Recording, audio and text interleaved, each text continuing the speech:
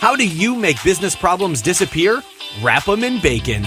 For business owners, marketing execs, and anyone trying to grow your business, pump your profits, and make more while doing less, welcome to Bacon Wrapped Business with Brad Costanzo. Sizzling hot business advice guaranteed to make you fat. Profits? Every week our chefs will serve you proven recipes for ramping up your revenue. Now here's your host, Brad Costanzo.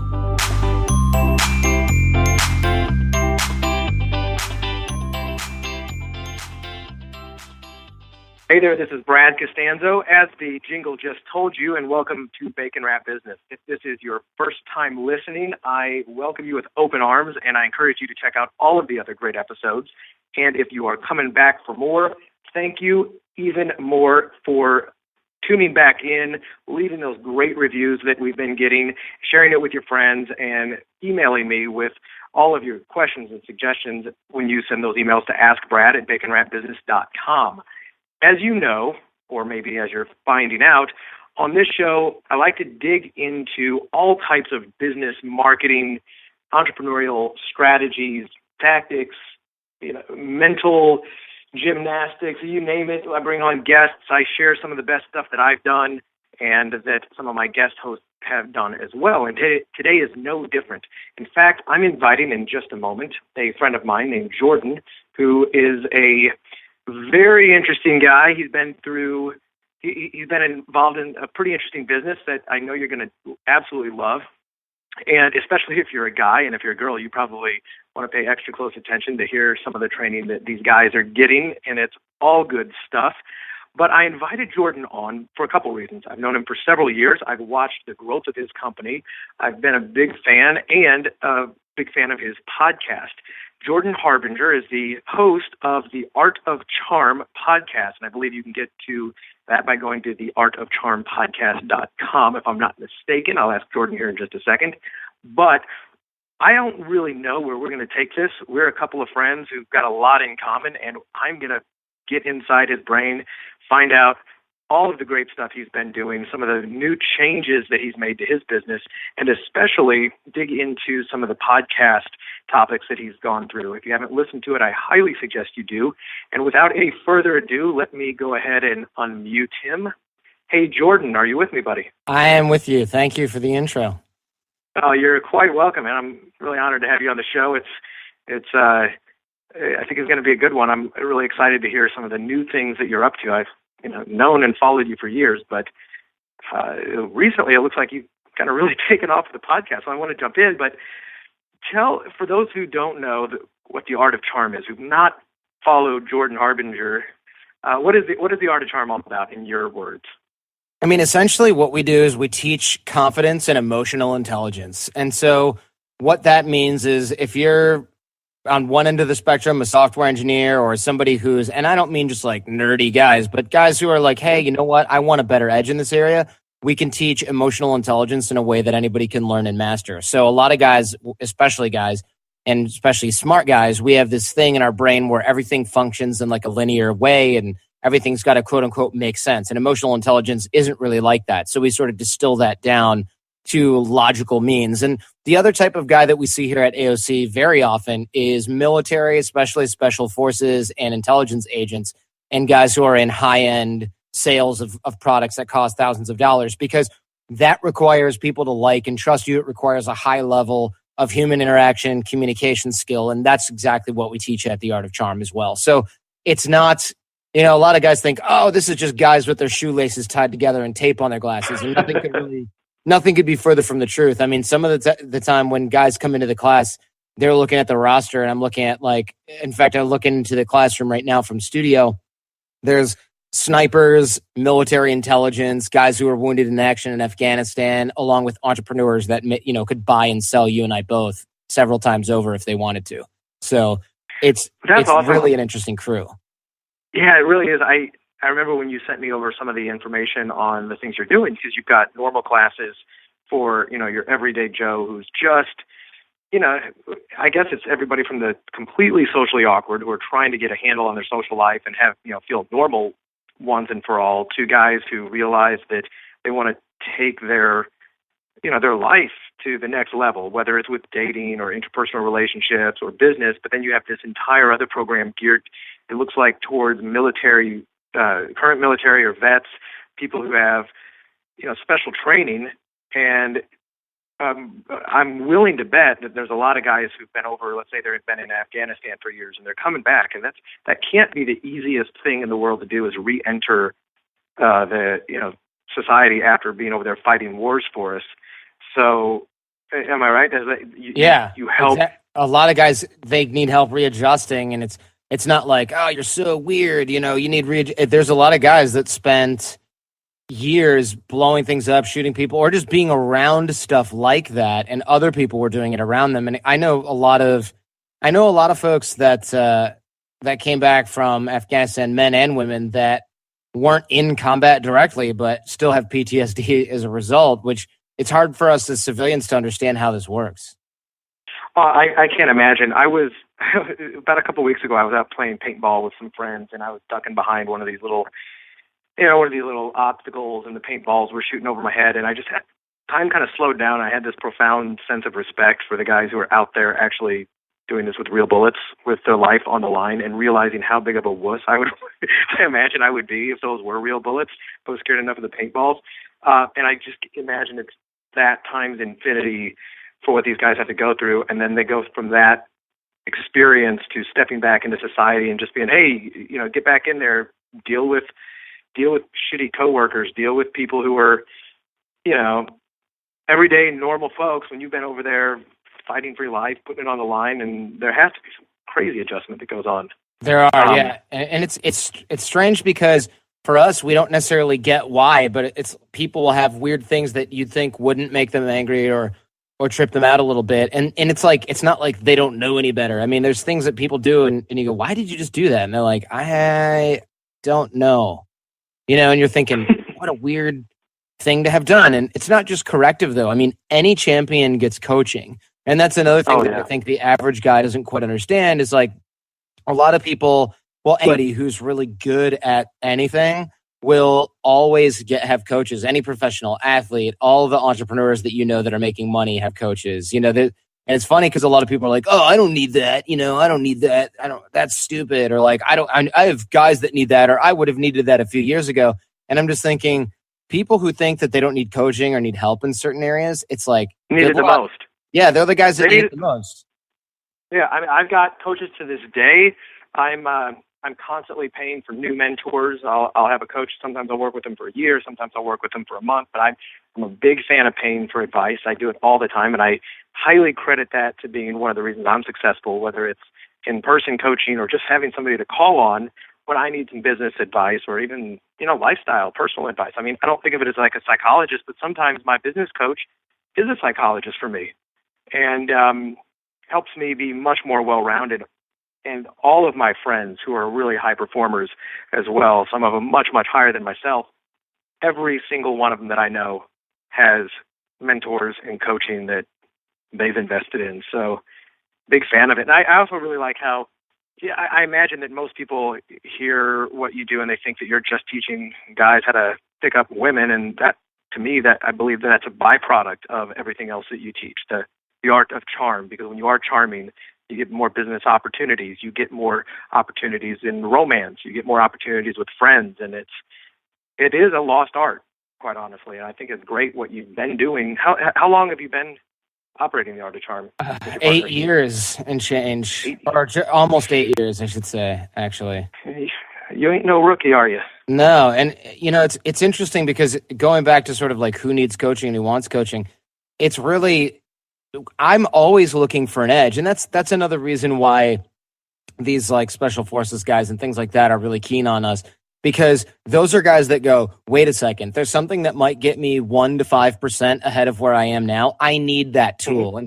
And you get these guys who sell things for a living and they're like, wait a minute, there's a skill set for getting people to like and trust me. Okay, that's my whole business. I need that. Exactly. Even if it improves. Because think about it. If those guys, quote unquote, already knew everything that they learned except for 1%, if they already knew 99% of what we teach at AOC, which is unlikely, right? Mm-hmm. And they got a 1% upgrade of their rate of closing, right? And say these guys are already making $100,000 a year, a 1% increase is tens of thousands of dollars over the next several years and millions over the course of your career in exchange for the training that's already fun anyway, right? So it's like, it's kind of a no-brainer. And when people are like, oh yeah, I don't have time, or oh yeah, I can't afford that, it just kind of, it used to bug me, but now I realize it's like, oh, you, by virtue of kind of not getting it, you screen yourself out, and there's more room for people to get it. Because, you know, it's like going to somebody at the gym, you know, people go, oh, I don't need this. You don't need it either. And it's like going up to somebody at the gym or outside a gym who's really fit and be like, man, you've already got a six pack. Why are you going to the gym? And they're looking at you like, huh? Did you just really say that? You don't get it. Yeah. It's like, I got this from going here every day, not, you know, and it's a lot of people they just don't get that. They don't understand how this process works. And that makes sense. I understand that, because I used to be like, I remember when I first saw some of the dating stuff years ago that I was like, what kind of losers are looking at this dating stuff online? What a bunch of dorks. And I remember downloading one out of like curiosity, because I kept seeing it on the BitTorrent thing where I was stealing all my other media, right? And I looked at it and I was like, wait, shit, this is genius. You know, and I consumed all of it. And I mean, it was just like, this is old school stuff too. That was like pick-up-y dating, you know, whatever, Eben Pagan marketing stuff. And I was like, oh my God, this is potentially life-changing. And so I understand when people think that. But I realized looking back then, I was like, what kind of losers need that? And then I look at my life back then and I'm like, oh my God, did I need that? Yeah, absolutely. And what's really funny is the world of business and the world of romance, especially as a guy, when it goes to we'll use the word picking up chicks, is not that different than picking up checks. I mean, there's so many parallels between the entire game of romance and meeting a woman and getting her, charming her, and getting her to like you and go out on a date and, you know, take it to the next level and the next level. And there's so many parallels between that and the world of business, whether if you're in sales especially. But if you're in any type of business, you have to identify who is your ideal customer, who is your, you know, what are their traits, what do they want, how do you fulfill that, how do you deliver it in a way that they like and trust you in order to give you their money, which is the same, I guess, parallel as a woman deciding to give you her body. Yeah, and I've noticed that a lot of folks in this industry, the dating advice industry, which a lot of my listeners know that I used to have a business in this as well. There's just a lot of similarities. And if you get really good at one, like with women, you can get really good and even better with business. And the two are so intrinsically linked. They really are. And that's the thing, is we don't necessarily sell straight up dating advice only, which everybody knows, and everybody does see the parallel. But here's the thing. If I say, hey guys, we are going to help you network and create relationships that are going to last the rest of your life and help you make more money moving forward, there's a certain percentage of guys that are going to be like, awesome. And there's an even larger percentage of guys that are going to be like, that's for old people. I'm looking for entertainment when I listen to podcasts, or I'm looking for something a little bit lighter, or I don't really need that because ... reason why this doesn't work in my industry, which just shows that they don't really understand the game being played around them. But then if you say, hey guys, this is going to help you meet and attract women, and you're going to be able to apply it to current relationships that you're already in, if you're married or in a relationship, people are like, hang on, I'm going to go get a notebook, and I want everything that you have right now in my brain. So we call it hiding the broccoli, because in order to get a little kid to eat broccoli, you don't go, hey, listen to me, now this is really good for you, and it's going to help you become big and strong. You've heard adults say that, and the kid's like, no, because he takes one bite of this and goes, this is crap, I don't want it. So you got to hide the broccoli. You take Cheese Whiz, you put it in the microwave for 10 seconds, you dump it all over that bitch, and then he's inhaling the broccoli. Can't get enough. Oh, yeah. It's so true. I've said this for a long time, especially anybody who's listening who has been in the information marketing world of anything like this. You understand that a lot of times you have to sell people what they think they want, but then give them what they need. Hey, you think you just want to go out and then learn how to pick up girls. You really need to actually become a much better man, and that just becomes a byproduct that you're happy with, everything else. But I think that's great what you guys, like your curriculums, what you teach, the holistic side of it. Now, I want to talk about transforming men. Let's talk about how you kind of transformed a lot of the things you've done with your podcast. I know you've been podcasting, or I think didn't you have a radio show on satellite, like Sirius or something? I did, yeah. I had a Sirius XM show for 3.5 years. That's what I thought. Yeah, are you still doing that, or are you now just purely podcasting? We just podcast. Honestly, the satellite audience, unless you're Howard Stern, Opie, and Anthony, it's really not that good. Because I wouldn't think so. Think about it. Like you're looking at people who probably can't stream stuff because that for one reason or another. And like, no offense, but it's usually dudes who live in super rural areas or like northern Canada or truck drivers. And not that there's anything wrong with that, but it's a pretty damn limited audience. If you look at urban people who live in urban areas that are, looking to that are making, $100,000+ a year, doing an engineering job or a finance job or anything like that, or anybody that just works in a city, they've got internet, so they're not listening to satellite radio, because why would you pay $25 for satellite radio when you have everything you want for free on the web? Unless you're listening to Howard Stern, which means you're not listening to anybody else because he's on 24/7, right? So it doesn't matter. Right. And there's just no market for it. It's dying. And once the final nail in the coffin, if you have Sirius XM stock, sell that shit now, because the final nail in the coffin is going to be which is literally like next year and the year after, when CarPlay, which I already know as a podcaster with a partnership at Apple, I already know what's up with that. I already created the feature that's going to show up on your dashboard. The art's done. The page is done. I already made it. So I know it's happening. It's not speculation. I'm not futurizing. I created the product already. Okay, Lucy, you got some explaining to do. Tell me some of this good stuff. You're an amazing podcaster. I want to dive into some of the content, but I really want to hear about this for very, very personal reasons. As everybody knows, I'm podcasting. You have got one of the top shows out there.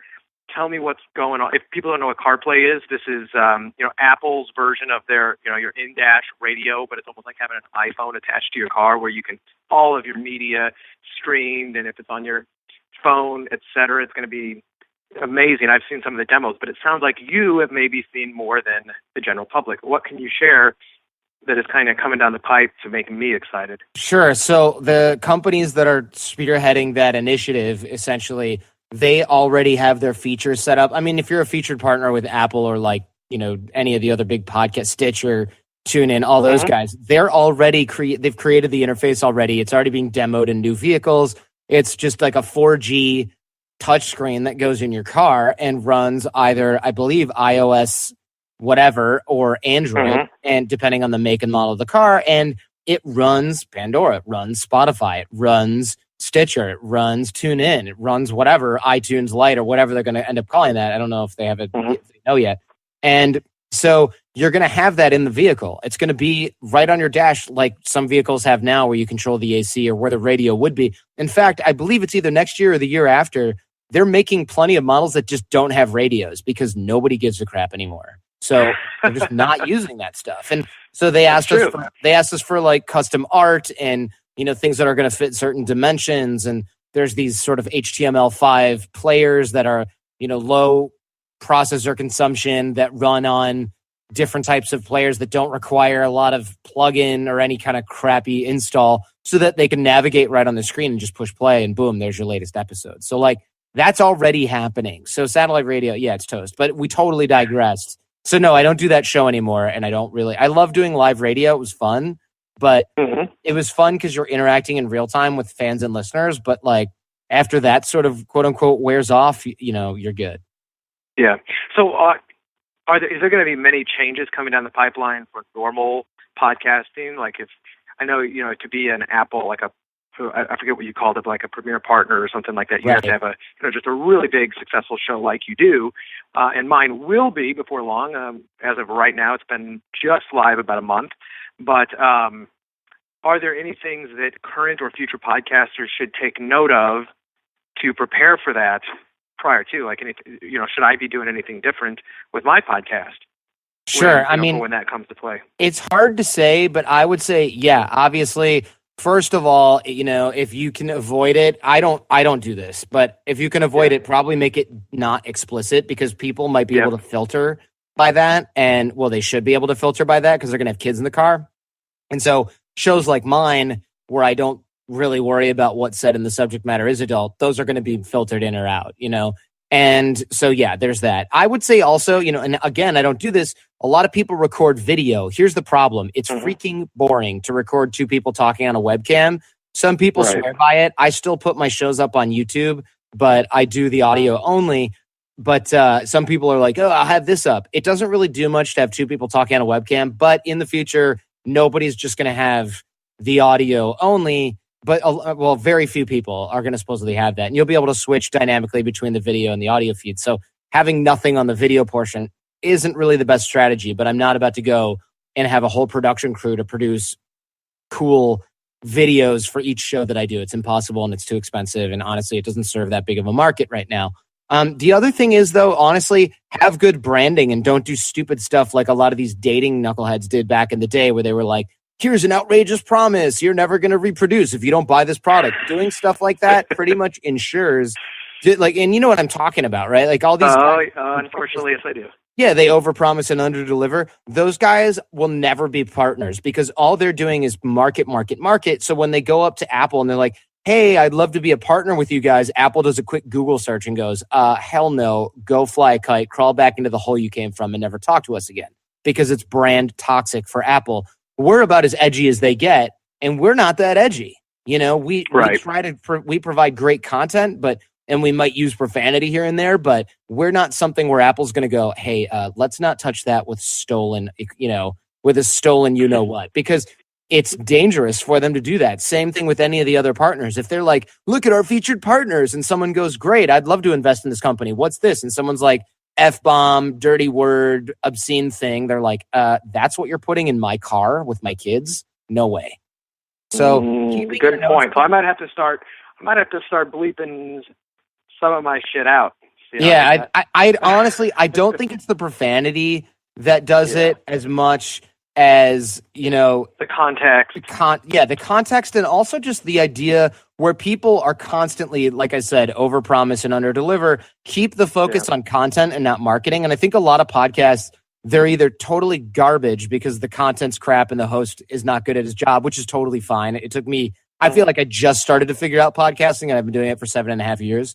So it takes a while to get good at that. And then there's other guys that are good content producers, but they're good at it because they're marketers. That's what they do for a living. So all they produce is, I'd love to tell you this secret, Brad, but you can go get it for free at my website at theartofcharm.com/Brad/Jordan/buy this right now. And people are like, every time he offers up a nugget, it's attached to my email address in 1995. So screw this guy. I don't like him. So stop doing that and realize that one of the reasons that our show has gotten so big over the years is because while everybody else was like, you can get this if you buy my DVDs, I was like, to hell with your DVDs. Here's everything you need to know for free on the show because information wants to be free. And people were like, oh, I never have to buy Yahoo Knucklehead Marketer Guy's DVD set on becoming alpha dog with chicks ever again because Jordan and AJ and the Art of Charm guys are just going to make up similar content that's probably even better than the stuff you can buy and just give it away for free and deliver it right to my iPhone. So people have to raise the bar. Awesome. And that goes for any business.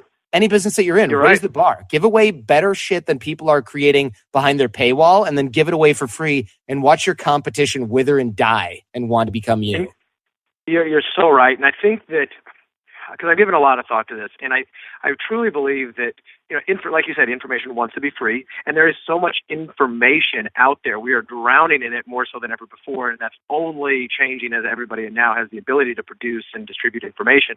And information should be free. I believe that people will pay premiums for like personalized guidance and wisdom. So wisdom being how to use that information in a way that's right for you. And, we talked about mentoring. We talked about, coaching, mentoring, programs that are designed to get you involved in it. Because you can read a book about how to be charming, and that's not going to get you anywhere as far as coming to meet you one-on-one or one of your coaches or one of your folks and going through exercises and getting over your personal sticking points and really understanding how to apply this to your life.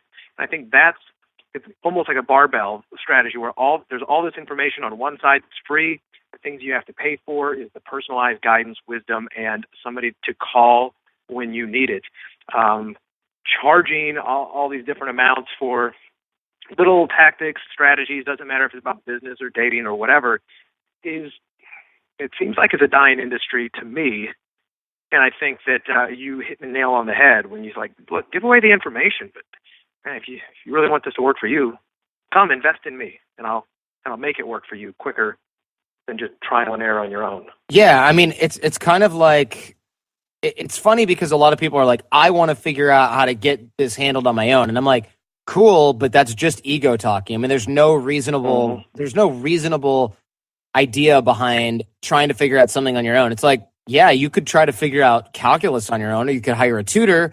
And a lot of people would really enjoy that challenge of maybe figuring it out on their own. Just kidding, everyone hates calculus, right? So like, why wouldn't you hire a tutor? Oh, because nobody's going to go, you need a math tutor? Oh, you're so dumb. They're going to be like, good idea.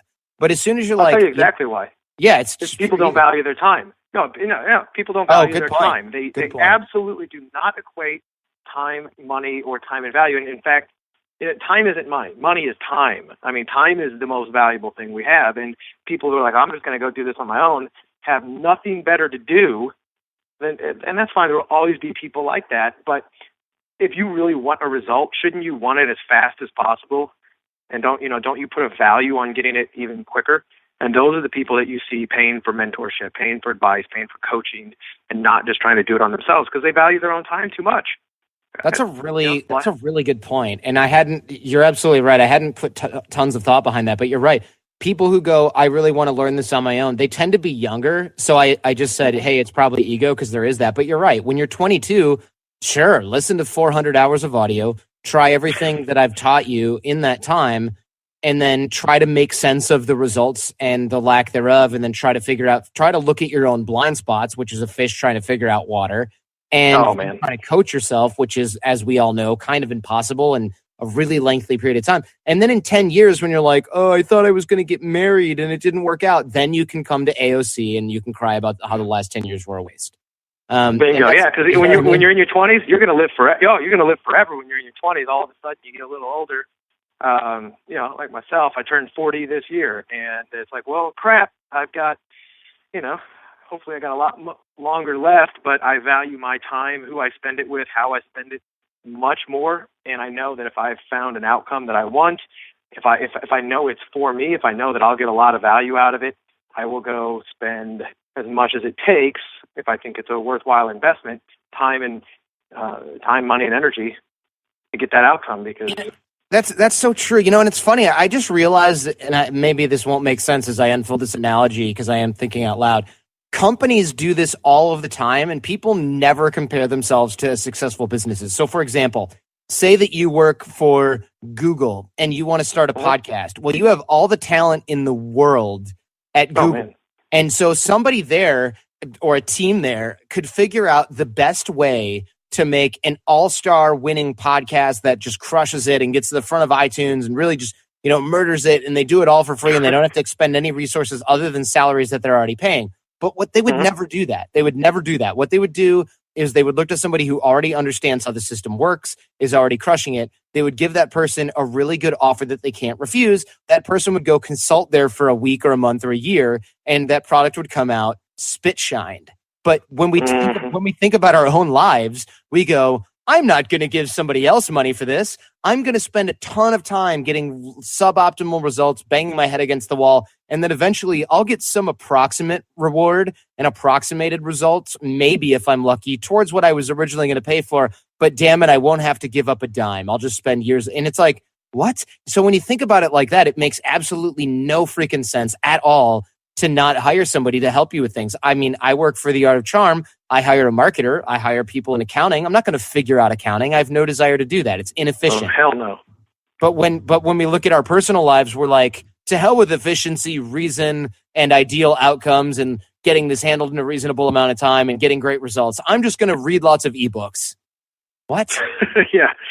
And one of these days when I've got a bunch of gray hair, I will have figured it out for myself. Yeah. Pretty much. And the irony is I'll have figured it out for myself. And the answer was, damn, I should have just paid somebody that knew what the hell they were doing, taken my head out of my ass and enjoyed the results for a little bit longer. Big time shortcut. I think it was, Richard Branson famous billionaire CEO of Virgin Companies, his whole secret to success, he always said, was surrounding himself with people much smarter than him. And I guarantee he didn't do that for free. They weren't all just working for airline miles. No, yeah, they weren't like, to get the best people around you. Such silky blonde hair. I totally want to work in your office for free. No, you hire those people to come around you. I mean, that's sort of the best kept secret, right? People go, oh, I've got a team here. They're really good. Well, of course you do. You're a billionaire. Sometimes people will work for people who are brilliant for free. It happens. We get little tastes of that here at AOC where we get really talented interns and people who really want to work here. But eventually people who have talent go, hey, I kind of deserve money for this, and I know you're making money from this, so let's work something out. And if you're smart as a businessman, you go, I can't wait to hire you. Absolutely. Mm-hmm. I can't afford not to hire you. You are hired. That's how good business works. And, we just don't apply these principles to our personal life, and a lot of us suffer really stupid consequences that are completely avoidable as a result. Yep. No, it couldn't be more spot on with that.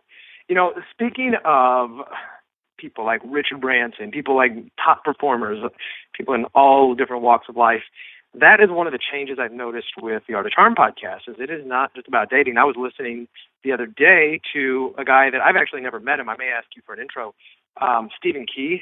Oh, yeah. Super cool. The licensing expert.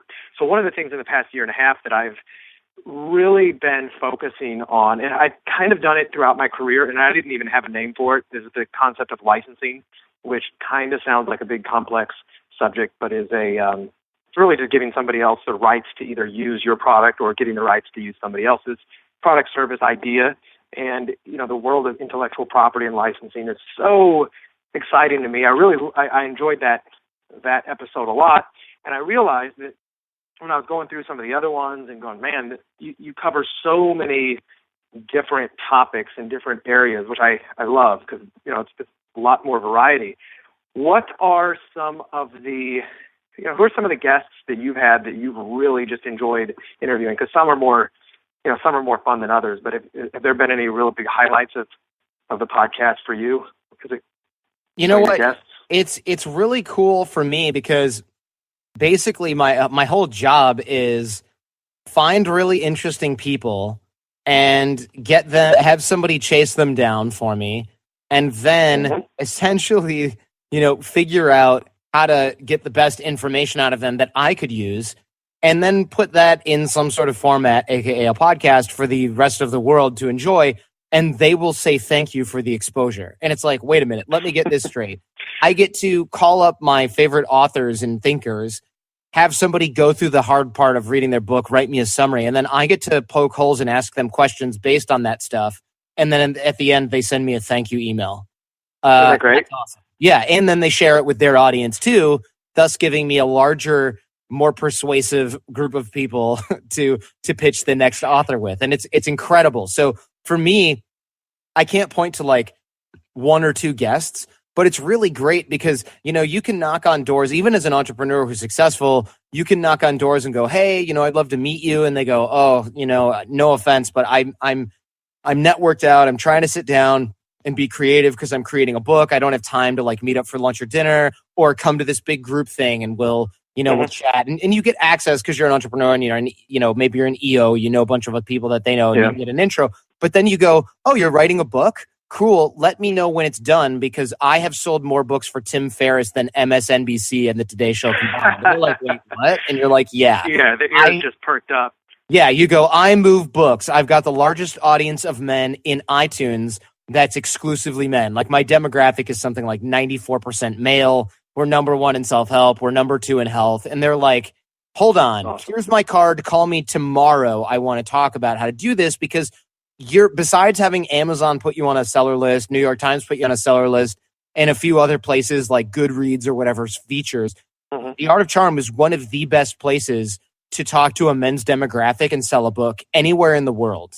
And that gets people freaking listening, And that's what I love about it is it's like a big swinging, when it comes to talking to important people. And it's not like, oh, my ego, I love being important. No, I don't care about that. I just care about the access.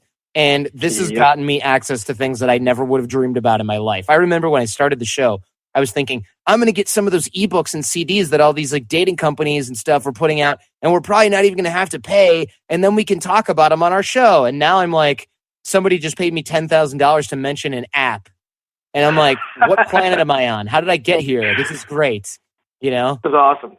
Hey, how do you, speaking of that, what's been the most effective way for you? And I ask this for selfish reasons, although I do have a lot of listeners who do have their own podcasts, so I know this will be great for them. You are not just starting. You've been doing this for a long time. You've got a lot of clout. But you just mentioned you have people go out, your assistant, for instance. I know you contacted me directly because we're friends. But what has been the most effective way for you to source some of these guests? Like when you give your assistant directions to go find influential people to be on your show, or vice versa, for you to be on, my show, for instance. Is there a strategy that you've used that it's funny because work better than others? I've come up with all these really cool strategies, and none worked as well as just asking my audience to find people that they want to hear from. Because the show started out as people I wanted to talk to and people that I wanted to hear from. And after a while, it was like, holy cow. I mean, there's so many people out there. How do I keep a pulse on it? I can't surf blogs all day looking for like the next guy to interview. This is totally. So what I did is I said, hey guys, we rely on you for guest suggestions. Now I get like 5 per day. And it's like, oh my God. So I went from, oh man, who can I have on my show about a year plus ago to like looking at things and going, oh man, there's so much out there. How do I know who to get? Hey, if you know anybody that would be a good fit for my show, let me know. Asking alumni and stuff. Then I put it out on my show in the I think the close of the show. And now I literally have the next 100 days of shows already uploaded, planned, edited. And I've got 100 plus guests, which is like the next, I think fully the next quarter and possibly the next 2 quarters are just totally planned out already set, already, scheduled and recorded. And so it's kind of insane because I didn't see that coming. I thought I'm going to get like a month ahead of the game. And now I'm like 6 months ahead of the game. And it's great. That's because awesome. Now, of course, my skill set as a host is going up rapidly just because I'm interviewing so many people. I'm getting access to really great people. People are going, damn, that was a good interview. I've done shows before. They're not that good, blah, blah, blah. And I go, great. Thanks for the compliment. Who else do you think would be a good fit? Now you're getting introductions from other guests and your audience. Mm-hmm. So that's really good because when you interview somebody with a high profile, you don't have to cold call the next guy with a high profile. You say, hey, I noticed that you were on so-and-so show, or I noticed that you're Facebook friends with Sean Parker. Can you make the intro? And they go, yeah, no problem. And then that intro says, hey, my friend does this and he runs a good podcast. And also he interviewed me and he's not a butthead about it. Yeah. It got me listeners. It got me fans. One of the guys that I interviewed recently, he got me a bunch of really great authors. And I was like, man, your network's good. And he goes, well, it's not that hard. I told him I got 1,200 new subscribers from you within 48 hours. And I was like, whoa, is that true? And he's like, yeah, it's true. And I went, damn, I want 1,200 new subscribers in 24 hours, But we just threw him a ton of traffic because he was a good fit. So now he's telling everybody he knows because when he makes that intro, it makes him look good too. So it became this weird snowball effect that has been super beneficial for me as a host and for us as a business at The Art of Charm, because now we literally have people who are writing books going, hey, how soon can you get me in? And it's like, well, you have 100,000 Twitter followers. How's next week look for you? You know what I mean? Because it's just they're knocking on the door now, which never, ever happened before. I never expected that to happen. It's a great snowball effect when you're able to pack that, get it rolling, and then you get one and then the other. I've just noticed in the past month that I've been doing this, that it's been happening to me. And you brought up something I kind of reverse to a topic you just brought up where you said, you get to pick the brains of these people who normally would kind of be like out of reach just if you wanted to sit down and have coffee with them or have a phone call for no other reason. So I had this epiphany recently. When I was planning out the whole podcast, I had a lot to say, and I knew I'd be interviewing some people. And I've listened to a lot of interviews where it's just, they go really, really basic. Tell me about your background. They ask very scripted questions. I don't have any questions set up. I'm not looking at notes when I'm talking to you or anybody. And I decided I can go one of two ways. I can go the really fundamental, basic route and think about all the people listening in the audience who have no idea who you are, who the guest is, and give them the 101 version, which very well may bore the heck out of me, the host, or I can get on the phone and ask all the questions that I'm dying to ask and get all the information in a somewhat of a selfish way, take it to a higher level, and pick your brain, pick my other experts' brains in a way that would normally cost me thousands of dollars, and let my audience eavesdrop in on these calls. And I'm talking right now to you as a listener out there. This is the format of my show going forward. This is how I'm motivating myself to get some of the biggest and best people on this show, because I can do exactly what you just said, Jordan, is I have the ability to reach out and get almost like free mentorship or free advice from some really, really high-level people. And I had that epiphany on a show that hasn't even aired yet. It's actually a video. I'm stripping out the audio, but are you familiar with Mike Koenig, who owns Traffic Geyser? No, I don't know anything about internet marketing. I know if I did, I'd probably be talking to you from my jet. Yeah, I hear you. I need to hire that out. Well, it's a software. Yeah, I've heard of Traffic. Software. I don't know anybody behind it or anything. Right. So anyway, he's software CEO, does a lot of stuff in the internet marketing world. However, I was on his show and he even mentioned this is where the epiphany occurred. He goes, Brad, I'm sitting here with you, and it was about a 2-hour sit-down session. I would charge somebody $10,000 to sit down and pick my brain for 2 hours, but because you have a podcast and you're able to help get my message out, and I like you, doing this for free. And we were using that to help hammer home the importance of having a platform like this, like a YouTube show, like anything. But what you just said hit the nail on the head. It's so much fun to be able to get on the phone with people like yourself, people like others, and just really dial it in and talk about learning a lot in general. I can't imagine some of the conversations you've had with some of the high-level folks and some of the cool stuff you've gleaned. Yeah, it's fun. I mean, platform is great.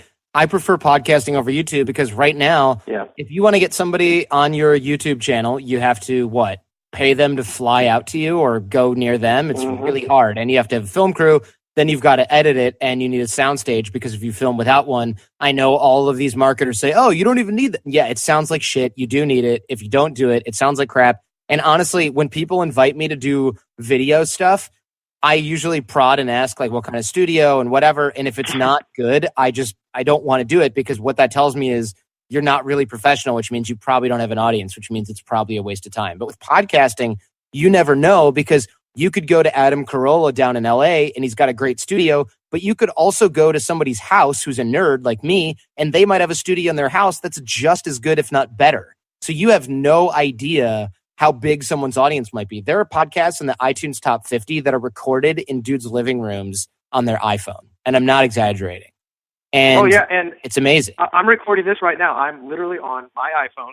We were trying to do it on a little bit more professional audio, but I'm calling in. I've got my iPhone. I've got my little white earbuds in, and we're using a conference line to record it. So if the call quality is not as good as the Art of Charm podcast, you as a listener understand why.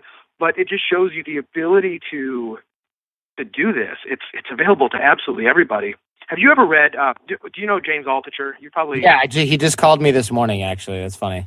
That's awesome. So I'm doing some work with James, and he's a friend of mine, and I'm working with him and helping him on his podcast and his newsletter and everything else. So, and I became a fan of James before I ever met him. And what's awesome is his whole choose yourself philosophy of never has it been more possible to choose. You don't have to wait for somebody else to publish you, to anoint you as worthy. You can go out and do it for yourself, and that's the topic of his book. But if you haven't talked to James, actually, man, you're gonna love it. He's such a great guy, wealth of information. Yeah, you just got to keep him organized, and then you're on fire, right?